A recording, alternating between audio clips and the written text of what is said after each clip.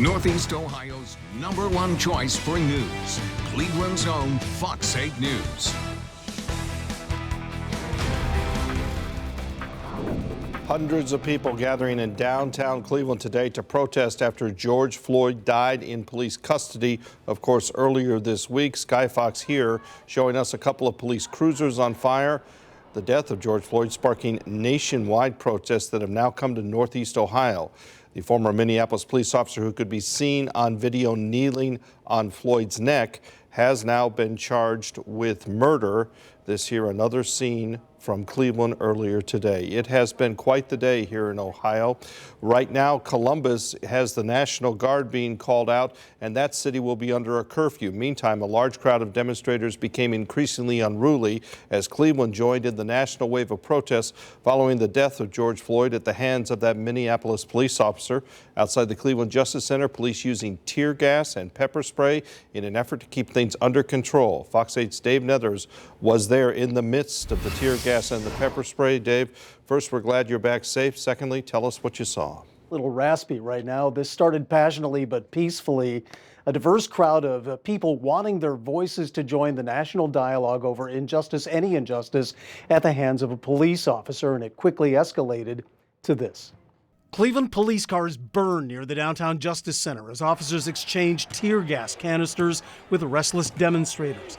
The officers using flashbang devices and pepper spray to disperse the crowd. The demonstrations beginning earlier in the afternoon at the Freeze Stand. Hundreds voicing their outrage over what many believe to be the unjustified deaths of unarmed African Americans at the hands of police.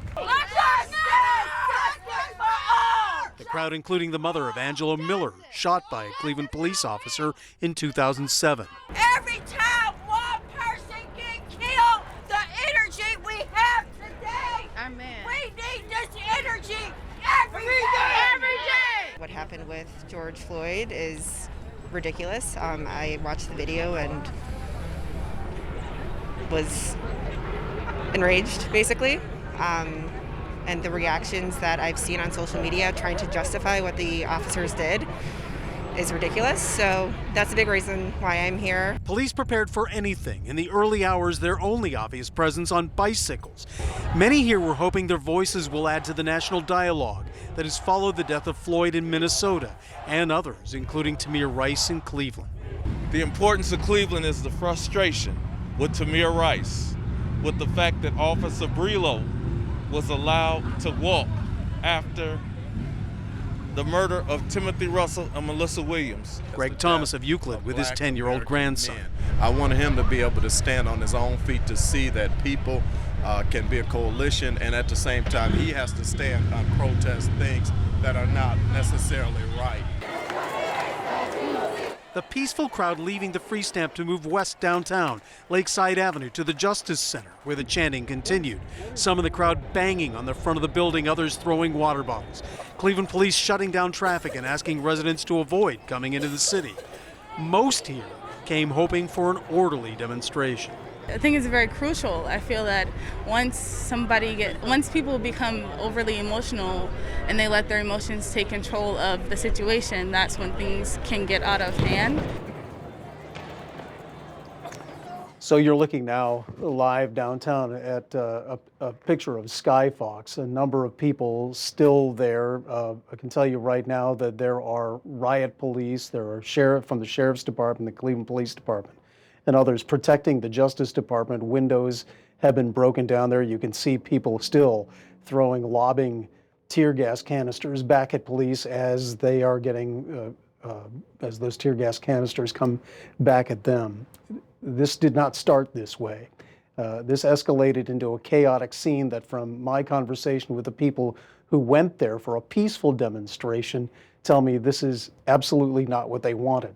At one point, there were two demonstrations, one with the original intent, the other with the intent of inciting violence and forcing this kind of a confrontation. And that one developed later, right? This started out completely peacefully, and then as they moved to the Justice Center, those other elements came into play. Is that correct, Dave? Yeah, and in fact, at one point, it seemed that a large group of the people who were there initially moved back to the free stamp once they realized how things were escalating at the Justice Department, so they could carry on their peaceful demonstration and not get caught up with all the chaos and the violence and everything that was happening at the Justice Center. But that group disbanded, it seems, and now we're left with this chaos, and that's the only word I can actually use, that is taking place outside the Justice Center as we speak. Yeah, and you saw it, and we saw it on Skyfox. Again, glad you're safe, Dave. We'll hear from you at 6:30. Thank you. Sure.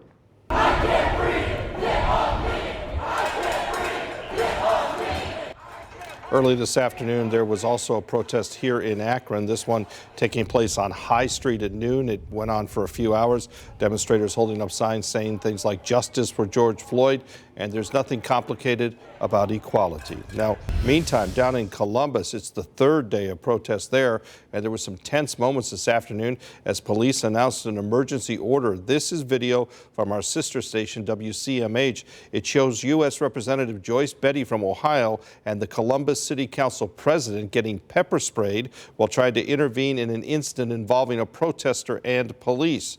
The congresswoman is the one wearing a red mask and a black long sleeve shirt.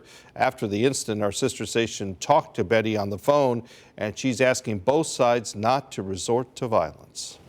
The only thing I'm asking people to do is from both sides. We cannot tear up our city, but we cannot be in charge as trained officers and come and antagonize people, because what you're going to get is what we saw at the end of the march. Betty said she had come out to support those protesting injustice. Police had told people that crowd control devices, including chemical agents, may be used, and protesters were subject to arrest if they did not leave the area. Ohio Governor Mike DeWine held a news conference just a short while ago to address the violence in Columbus. He made it clear that it will not be tolerated. I'm activating our National Guard to help drive out hate and violence and to help instill order. This is about the safety of our communities, our neighbors, our families, our friends. It is about protecting from unnecessary destruction the small businesses that our fellow Ohioans have worked so hard to create. It is also about protecting the First Amendment and allowing voices of protest to be heard. For now, the National Guard response is just for Columbus, a city where there is also a curfew in place now from 10 at night until 6 in the morning. The governor said he believes it is just a small number of violent protesters that are drowning out the large number of voices calling for justice and change. The protests do not end here in Ohio. It was another day of violent protests in different cities across the nation. Fox News correspondent Garrett Tenney has the response from the Minnesota governor and U.S. Attorney General William Barr. States are taking action after another night of protest over the death of George Floyd. This is the largest civilian deployment in Minnesota history that we have out there today. Minnesota Governor Tim Walz activating the state's entire National Guard for the first time in history. This comes after 4 days of protest stemming from the death of George Floyd, who died while in police custody. Friday night, more unrest as demonstrators burned cars and buildings and looted stores. The voices of peaceful protest are being hijacked by violent radical elements. Don't shoot! Hands up! Don't shoot! From Portland, Oregon to New York City, demonstrations ranged from peaceful to violent. The violence then obscures the righteousness of the message and the mission. Georgia's governor declaring a state of emergency after some people burned police cars and blocked streets in Atlanta. In Washington, D.C., a group of protesters tried to push through barriers near the White House, throwing bottles at Secret Service and police officers in riot gear. I want to thank Secret Service. They were incredible last night at the White House. Criminal charges were filed Friday against Derek Chauvin, the officer who held his knee on Floyd's neck for nearly 9 minutes. A preliminary autopsy report found a combination of the restraint, potential intoxicants, and underlying health issues likely contributed to Floyd's death. Floyd's family has requested a second independent autopsy be done. The doctor performing the new autopsy also performed one on Eric Garner, a black man who died after New York City police placed him in a chokehold. In Minneapolis, I'm Garrett Tenney, Fox News.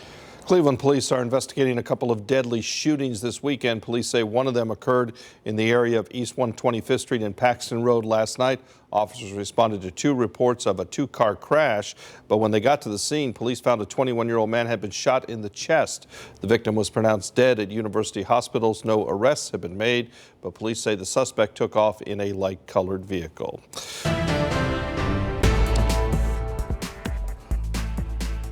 We turn now to the coronavirus pandemic. The Ohio Department of Health releasing new numbers this afternoon as more businesses will be allowed to reopen next week. There are now 35,034 cases here in Ohio. The number is up less than 500 from yesterday, which is consistent with recent trends. Unfortunately, 2,149 deaths are now being reported. That number only going up by 18 today. On Monday, businesses such as banquet centers can reopen under similar guidelines as restaurants.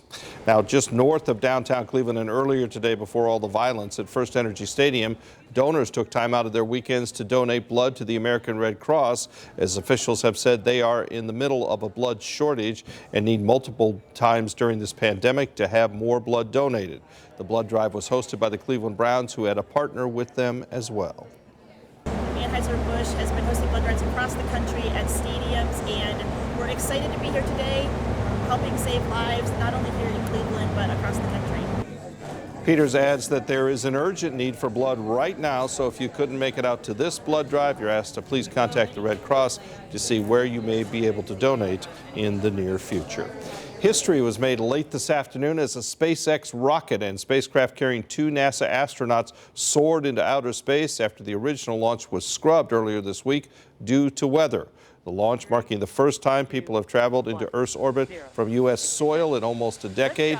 The astronauts will spend about 19 hours aboard SpaceX's Crew Dragon capsule as it slowly makes its way towards the International Space Station. That's quite a scene from the Cape. It's expected to dock with the space station about 10:30 tomorrow morning. We will have much more on this historic launch coming up in our next half hour.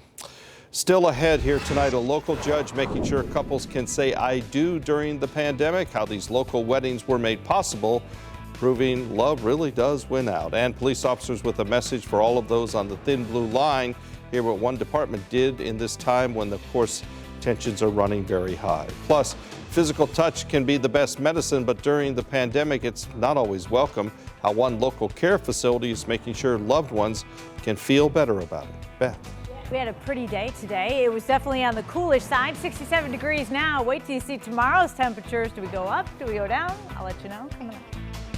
Thank you, Beth. And this again, a live picture of downtown Cleveland. You see the flashes of what looked like tear gas. You see the crowd starting to disperse away. There is still confrontations occurring, as you can see, on the streets of Cleveland between protesters and police who are trying to disperse them. This after a peaceful protest earlier today at the Free Stamp moved to the Justice Center and became more confrontational. Our Dave Nethers saying a second group of protesters basically took over and have now been in a confrontation with the authorities. We are monitoring the situation in downtown Cleveland. We're back in a moment. Once again, welcome back. We continue to monitor the reaction in downtown Cleveland from Sky Fox after protests turned unruly, even violent this afternoon in downtown Cleveland. Several cars were set on fire, including at least 1, if not 2, police cruisers.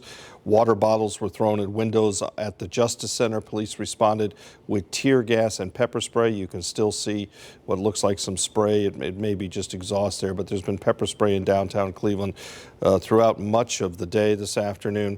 We continue to monitor the situation. All this, of course, in response to the death of George Floyd in Minneapolis, the African-American man who died after a former Minneapolis police officer knelt on his neck for more than 7 minutes. We will continue to monitor what is happening in Cleveland through the rest of this newscast and the rest of tonight. Meantime, as protests continue across the country in response to the death of George Floyd, one police department is hoping to spread a message to all officers nationwide. So today, the New Haven Police Department wants to call out every single law enforcement officer around the country to stand with us and stand against police brutality. We stand against police brutality. Against police brutality. We will now take the oath of office and renew our vows to the city of New Haven. The New Haven Police Department in Connecticut stood together this morning to take a stand, as you heard, against police brutality. This comes after 2 protests in their city last night. One was in response to the George Floyd case, and the other was outside of the mayor's home, where demonstrators demanded charges against an African-American man be dropped. He was arrested after police said he shoplifted from Walmart. Video reportedly shows the man running through the store while officers chased him and eventually took him down. Many citizens have said the video was violent. Again, New Haven police today renewing their commitment to their city and calling on other officers to do the same. The pandemic, of course, has changed everyone's lives, and that includes seniors living in assisted living facilities. They can't see their families in person or have not been able to hug their grandchildren. Well, one facility in Chagrin Falls has come up with a unique way to get around that. It is called a hugging booth. It's made up of some 2x4s, some incredibly thick plastic, and lots of duct tape. But it allows families who have to wear masks and shoulder-length plastic gloves a chance to touch their loved ones. The booth at the Lantern of Chagrin Valley Senior Care Center has allowed families to go beyond window visits and instead get to talk mask to mask through still a thick plastic barrier, but they're close. For many folks, just the chance to get this close is worth $1 million. We've been doing window visits, FaceTime, Skype visits, phone calls every day, but that touch is really important to our families, and so being able to provide them is really awesome. This is just such a gift. I mean, it's a wonderful gift. It's you can't even describe how wonderful it is to just be able to hold him. All visits are done outside. They only last about 15 minutes. Lantern says they only do this 1 day a week, and it's booked solid from around 10 in the morning until after 7 every Thursday evening. So from good news to some difficult news as we take a live look again at downtown Cleveland, where the protests turned violent earlier today in response to the death of George Floyd at the hands of a former, now fired Minneapolis police officer who knelt on his neck for more than 7 minutes earlier in the week. You are taking a live look again where it has calmed down from the height of the violence a while ago, but it is still a tense situation. We continue to monitor it as we will throughout the night. We will be back with a final update in just a moment here on Fox 8 News at 6. Sky Fox again, a live look. These are the cars that were on fire about a mile, we think, west of the Justice Center. The fire department now putting them out. This part of the protest that turned violent in downtown Cleveland this afternoon over the death of George Floyd, the unarmed African-American man in Minneapolis who died after a police officer knelt on his neck for more than 7 minutes. Let's take you back quickly through what happened here in Cleveland. It started out as a peaceful protest at about 1:30 this afternoon at the Free Stamp. There was a group of people there trying to get their message heard. But as the protests moved down Lakeside Avenue to here, to in front of the Justice Center, different elements seemed to come out looking for a confrontation perhaps with authorities. They threw water bottles at the Justice Center. Police responded with tear gas and pepper spray. As you can see it there, several cars were set on fire. As you saw in earlier reports, those are police cruisers that were on fire there to the left. And that is where we stand tonight here in Cleveland. We will continue to monitor the situation, have the latest for you on fox8.com and the Fox 8 News app. Thanks for joining us here at 6, and good night.